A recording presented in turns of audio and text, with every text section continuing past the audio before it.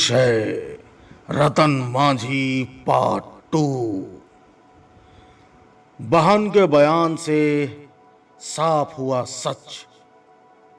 Kidnapping की कोशिश सच थी। जी हाँ। क्या करते पढ़ाई? अभी मास्टर्स कंप्लीट किया है। जो घटना घटा है आपके भाई के साथ में कितना सही है और कितना गलत है? सर सही तो है। कैसे आप बोलते कि सही है? बच्चा सर झूठ क्यों बोलेगा? बाकी लोग कह रहे हैं कि यदि सही होता तो वो जिस कार की बात कर रहा है कार कैमरा में कैद होता है। प्रशासन का भी कहना है, पुलिस का कहना है कार कैमरा में कैद नहीं हुई है। सर वहाँ कैमरा ही नहीं था ना। कैमरा कहाँ था वहाँ पे? दो जगह कैमरा नहीं था। अगर कैमरा रहता सुबोध गुंटी के पास और परस गुंटी के पास तब तो पता चल ही जाता। सुबोध गुंटी के पास जो कैमरा लगी है ना, वहाँ दिखाया जा रहा है कि 7:14 में रतन मांझी पहुँचा, उसके बाद नजर नहीं आया।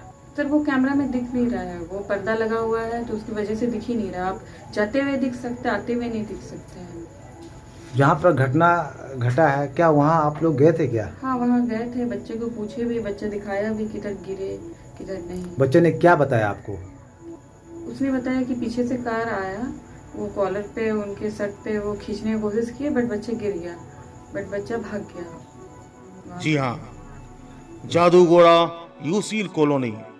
दिनांक 3 सितंबर को यूसील जादूगोड़ा कॉलोनी में कक्षा 9 के छात्र रतन मांझी के साथ हुई कथित किडनैपिंग की कोशिश की घटना को लेकर अपनी नजर न्यूज ने पहले भी रिपोर्ट प्रसारित की थी।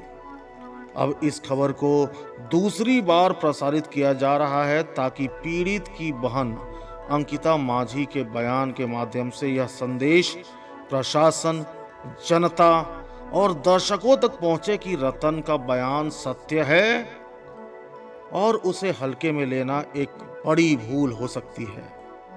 क्या हुआ था उस दिन? रतन मांझी जो AECS में 9वीं कक्षा का छात्र है का कहना है कि वह घर से फ्रूटी लेने के लिए निकला था। जब उसे फ्रूटी नहीं मिली तो वह परेश गुमटी की ओर गया।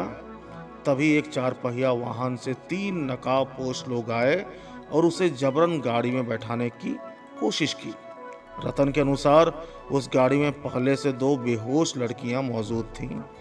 किसी तरह वह खुद को बचाकर भाग निकला और स्कूल के शिक्षक को पूरी बात बताई। अब बात है कि उसकी बहन ने क्या कहा। अंकिता मांझी जो उसकी बड़ी बहन है, उसने स्पष्ट रूप से कहा है कि रतन जो कह रहा है वह सच है। उसने जो बताया वह सच है। उन्होंने बताया कि घटना के बाद रतन डरा सहमा हुआ था और उसकी मानसिक स्थिति भी बिगड़ी थी। उन्होंने इस मामले में प्रशासन से न्याय की मांग की है और लोगों से अपील की है कि वे इस घटना को झूठ मानने के बजाय सच को समझें और आवाज़ उठाएं। और सबसे बड़ा प्रश्न कि कहीं न कहीं कुछ सवाल और भ्रम उपज रहे हैं। हालांकि प्रशासन द्वारा जांच की जा रही है, लेकिन तब भी कई सवाल अब भी चर्चा में हैं। जैसे CCTV फुटेज में कथित गाड़ी क्यों नहीं दिखी? कहीं रतन झूठ तो नहीं बोल रहा? क्या यह घटना सच्चाई पर आधारित है या किसी गलतफहमी का नतीजा?